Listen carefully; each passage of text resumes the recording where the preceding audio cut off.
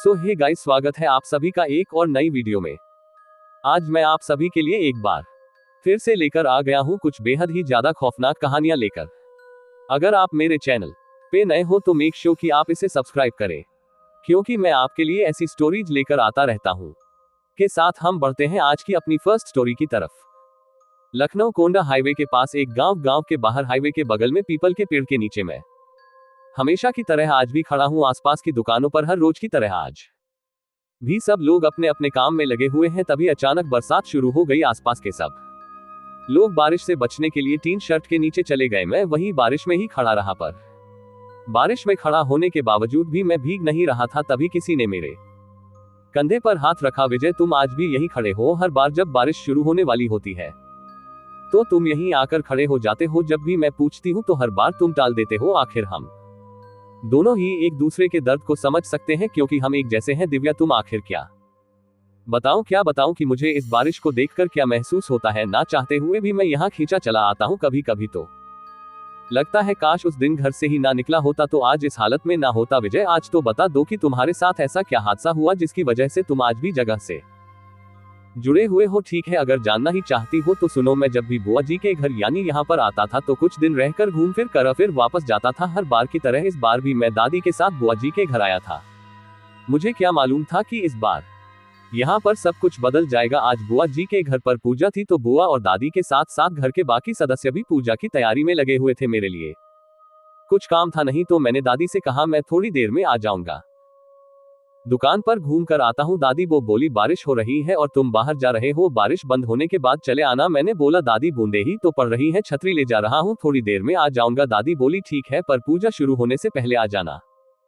ठीक है दादी बोलकर मैं घर से निकल गया। घर से निकलकर मैं अभी थोड़ी दूर ही आया था कि बारिश तेज हो गई। उस समय मुझे घर लौट जाना चाहिए था, लेकिन पता नहीं मेरी कैसी जिद थी जो मुझे आगे बढ़ने को कह रही थी। मैं गांव से निकलकर बाहर सड़क पर आ गया और इससे पहले मैं आगे जा पाता मेरा छाता मुड़ गया और मैं छाता सही करने लगा। मुझे ध्यान ही नहीं रहा कि मैं सड़क पर ही खड़ा हूं कि तभी कहीं से एक कार आई और उसने मुझे टक्कर मार दी। टक्कर इतनी जोर की थी कि मैं पास वाले लगे माइलस्टोन पर गिरा और माइलस्टोन मेरा सिर से टकराया। इसके बाद क्या हुआ मुझे कुछ नहीं पता। मुझे जब होश आया तो मैं यहीं पर था। मैंने देखा रोज की तरह ही सब लोगों का आना जाना हो रहा था।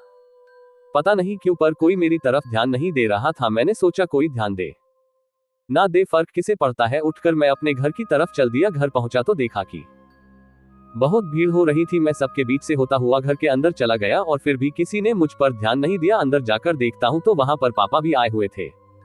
मैंने उनसे पूछा आप कब आए और यहाँ इतनी भीड़ क्यों है? पापा कुछ बोले ही नहीं, मानो उन्हें मेरी बात सुनाई ही ना दे रही हो। तब तक माँ के रोने की आवाज मेरे कानों में पड़ी। मैं भागकर माँ के पास पहुंचा। माँ आप रो क्यों रही है? पापा मेरे सवालों को जवाब दो ना। माँ ने भी मेरी बात का कोई जवाब नहीं दिया और ना ही पिता ने। एक एक करके मैं सभी लोगों के पास गया बात करने के लिए, लेकिन कोई भी ना तो मेरी बात सुन रहा था और ना ही मेरी तरफ देख रहा था। मुझे तो कुछ समझ में भी नहीं आ रहा था कि मेरे साथ क्या हो रहा है और मेरी बात कोई सुन क्यों नहीं रहा था। कर मैं एक तरफ बैठ गया जो भी पापा से मिलने आ रहा था। पापा को बस यही समझा रहा था कि राघव जी की हिम्मत रखिए। विजय की इतनी कम उम्र थी, हम सबको छोड़कर चला गया। वह बहुत दुख की बात है, पर भगवान के आगे हम सब बेबस हैं। मैं बार बार सभी को यही समझा रहा था कि मैं बिल्कुल ठीक हूं और यही हूं। आप लोग मुझे सुन क्यों नहीं रहे हो? तकरीबन 1 घंटे बाद बाहर से किसी ने आकर फूफा जी को बताया कि बॉडी पोस्टमार्टम से आ गई है। फूफा जी पापा के पास आए और पापा को अपने साथ लेकर बाहर चले गए। माँ भी रोए हुए बाहर की तरफ दौड़ी। मैं भी माँ के पीछे पीछे बाहर आ गया और बाहर आकर मैंने देखा तो सब लोग किसी के मृत शरीर के पास बैठकर रोए जा रहे थे। दादी बार बार बस एक बात कह रही थी। एक बार मुझे मेरे बच्चे का चेहरा दिखा दो। बुआ जी खुद ही बहुत रो रही थी और फिर भी दादी को संभाल रही थी। थोड़ी देर बाद लाश का चेहरा खोला गया, पर उसे देखते ही मैं स्तब्ध रह गया। मैंने देखा यह और कोई नहीं बल्कि मैं ही था। अब मुझे सारी बात समझ आ रही थी कि मुझे कोई देख और सुन क्यों नहीं पा रहा था। वो इसलिए कि मेरी आत्मा मेरे शरीर को छोड़ चुकी थी। उसके बाद मेरा अंतिम संस्कार कर दिया गया और उस दिन के बाद सब कुछ बदल गया। कल मेरी बरसी है। कल के दिन मुझे 1 साल पूरा हो जाएगा गुजरे हुए। माँ पापा मुझे याद करके अब भी होते हैं। उनका रोना मुझे देखा नहीं जाता। जब वो रोते देखता हूँ तो तड़प उठता हूँ, पर कुछ कर नहीं सकता। ना तो जिंदा हूँ मैं और ना ही मुक्ति मिल पाई है। इतना बोलकर विजय शांत हो गया तो दिव्या विजय के कंधे पर हाथ रखकर बोलती है कल बरसी के बाद तुमको मुक्ति मिल जाएगी। तुम फिक्र मत करो, मैं भगवान से प्रार्थना करूंगी, विजय सब ठीक होगा।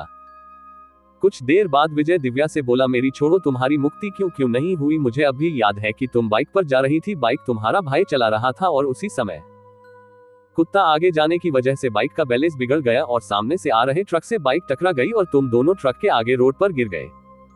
ट्रक तुम दोनों को हत्या हुआ आगे निकल गया, तुम दोनों की उसी समय मौत हो गई। जब ये हादसा हुआ मैं यहीं पर था, तुम्हारे भाई को तुरंत मुक्ति मिल गई थी, पर तुम अभी यही। दिव्या बोली, शायद मेरी मुक्ति का समय अभी नहीं आया है। दिव्या ये कह ही रही थी कि तभी एक चमकदार रोशनी उसके ऊपर पड़ने लगी और वह हवा में कुछ फीट ऊपर उड़ गई। मुझे 6 महीने से जिस दिन का इंतजार था वह समय आ गया। विजय, मुझे मुक्ति मिल रही है, मैं जा रही हूँ। विजय, तुम्हें मुक्ति बहुत जल्दी मिलेगी। इतना कहते हुए दिव्या हवा में कहीं हो जाती है। विजय थोड़ी देर तक खड़ा रहा और फिर उसने कहा, चलो तुम्हें तो मुक्ति मिल गई, जहां भी रहो खुश रहो। ये कहकर वह मुड़कर चला गया। अगले दिन विजय के घर पर सारा परिवार एकत्रित था बरसी के लिए। बरसी का सारा काम विधिवत हो गया था। अब बारी थी पीपल पर जल देने की। विजय के पिता जल देने जा ही रहे थे कि आज फिर बारिश शुरू हो गई। फिर विजय के दादाजी ने कहा, बारिश में ही जल देना शुरू कर दो, बारिश रुकने का इंतजार ना करो, ठीक है? कहकर विजय के पापा ने जल देना शुरू करा। थोड़ी देर बाद जल देकर सब लोग घर चले गए। विजय वहीं पर बारिश में भीग रहा था, पर आज उसे बारिश भयानक नहीं लग रही थी, आज उसे बारिश भिगा रही थी और वह खुश होकर बारिश में भीग रहा था। कुछ समय के बाद विजय बारिश में विलीन हो गया और आखिरकार उसे भी मुक्ति मिल गई।